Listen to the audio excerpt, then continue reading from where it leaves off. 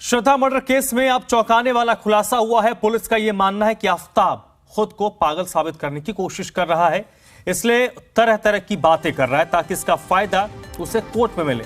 फिलहाल दिल्ली पुलिस ने बद्री की सरगर्मी से तलाश शुरू कर दी है, लेकिन अभी तक कामयाबी नहीं मिली है। पुलिस को उम्मीद है कि बद्री इस मामले में कई खुलासे कर सकता है। सूत्रों की माने तो श्रद्धा की हत्या के बाद जब आफताब काफी कोशिशों के बाद भी उसकी खोपड़ी को ठिकाने नहीं लगा पाया, तो बताया जा रहा है कि उसने श्रद्धा की खोपड़ी का मेकअप भी किया था। हालांकि पुलिस अब इस पर कुछ भी कहने से बच रही है। आफताब ने श्रद्धा की खोपड़ी फ्रिज में बिल्कुल सामने रखी थी। आफताब ने इस बात का खुलासा किया है, लेकिन पुलिस आधिकारिक तौर पर कुछ भी नहीं कह रही है। पुलिस आफताब से वारदात में इस्तेमाल हुए हथियार और बाकी टुकड़ों को बरामद करने के लिए उसे कुछ जगहों पर लेकर जा सकती है। श्रद्धा की हत्या के बाद आफताब ने अब फोन स्विच ऑफ किया था, लेकिन पुलिस को शक है कि महाराष्ट्र के अलावा भी किसी दूसरे राज्य में वो गया था। इसलिए पुलिस ये मानकर चल रही है कि हथियार जंगल में ना छुपाकर कहीं और छुपाया गया है। दिल्ली पुलिस अब आफताब को महरौली के जंगल लेकर गई थी, तो पुलिस को कई अहम सुराग मिले हैं। दिल्ली पुलिस बुधवार को फिर से आफताब को महरौली के जंगल में लेकर जा सकती है। बड़ी बात यह कि जब आफताब से सख्ती से पूछताछ की गई तो उसने बताया कि उसने श्रद्धा का फोन महाराष्ट्र में कहीं छुपाया है।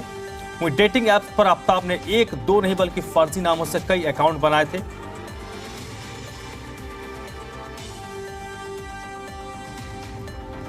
तो श्रद्धा मर्डर केस के मामले में लगातार एक के बाद एक खुलासे हो रहे हैं, जिसमें जो लेटेस्ट खुलासा है दिल्ली पुलिस के हवाले से जो जानकारी मिल रही है कि आफताब की जो हरकतें हैं उसको देखकर लग रहा है, क्योंकि ये पढ़ा लिखा है और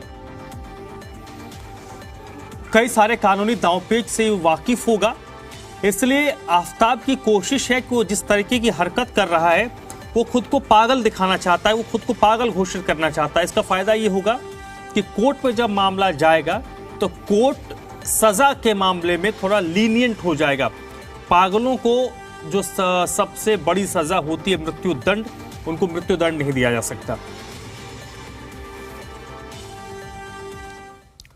वही आफताब की बेफिक्री देखिए, उस पर अय्यासी का इस कदर जुनून सवार था कि घर में श्रद्धा की लाश थी और दूसरी लड़की के साथ कमरे में डेटिंग कर रहा था।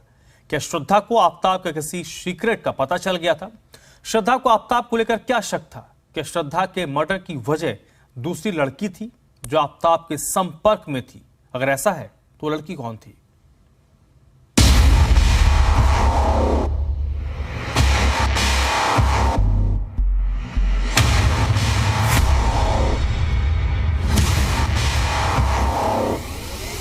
आफताब पूनावाला के घर में वो दूसरी लड़की की मिस्ट्री क्या है, ये बताने से पहले ये वीडियो देखिए।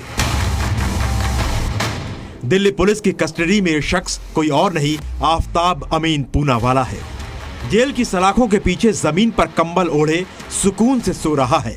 ऐसा लग रहा है जैसे कुछ हुआ ही नहीं। जेल में आफताब का दूसरा वीडियो देखिए। चेहरे पर कोई पछतावा नहीं। आफताब शुरू से ही पुलिस से सिर्फ अंग्रेजी में बात कर रहा है। कह रहा है यस आई किल्ड हर। जिस तरह उसके चेहरे पर कोई शिकन नहीं दिखाई दे रही है, वैसे ही श्रद्धा का मर्डर करने के बाद भी इसे अपनी लिविंग पार्टनर, अपनी लव लाइफ श्रद्धा के कत्ल का कोई दुख नहीं था। इसका दिल पत्थर बन चुका था। यह हम क्यों कह रहे हैं कि आफताब को कोई पछतावा या दुख नहीं था? क्योंकि एक चौंकाने वाला खुलासा हुआ है। यह है दिल्ली के छतरपुर इलाके में वो घर जिसमें आफताब और श्रद्धा रहते थे। श्रद्धा के मर्डर के चंद दिनों के बाद इसी घर में एक लड़की आई थी। तब इस घर के फ्रिज में श्रद्धा की लाश रखी हुई थी। आखिर कौन थी वो लड़की? क्या उस लड़की को श्रद्धा के कत्ल का पता था? सूत्रों के मुताबिक श्रद्धा के मर्डर के बाद आफताब के घर में एक लड़की एक बार नहीं बल्कि 2 बार आई थी। वो लड़की तब आफताब के साथ घर में आई थी जब फ्रिज में कई टुकड़ों में श्रद्धा की लाश मौजूद थी। दिल्ली पुलिस के सूत्रों के मुताबिक श्रद्धा के मर्डर के कुछ दिन बाद एक दूसरी लड़की आफताब के घर आई। आफताब ने उस लड़की को डेटिंग ऐप के जरिए बुलाया था। आफताब ने उस लड़की के साथ शारीरिक संबंध बनाए। ये तब था जब श्रद्धा का शव कमरे में मौजूद था। आफताब की चालाकी देखिए। उसने दूसरी लड़की को घर में बुलाने से पहले श्रद्धा की लाश को फ्रिज से निकालकर अलमारी में रख दिया ताकि दूसरी लड़की को उसके गुनाहों के निशान ना मिल सके। आफताब को इस बात का डर था कि वो लड़की घर आने के बाद कहीं पानी या खाने के लिए फ्रिज न खोल ले, इसलिए उसने श्रद्धा के शव के टुकड़े फ्रिज से निकाल लिए, शव के टुकड़े अलमारी के कबर्ड में रख दिए।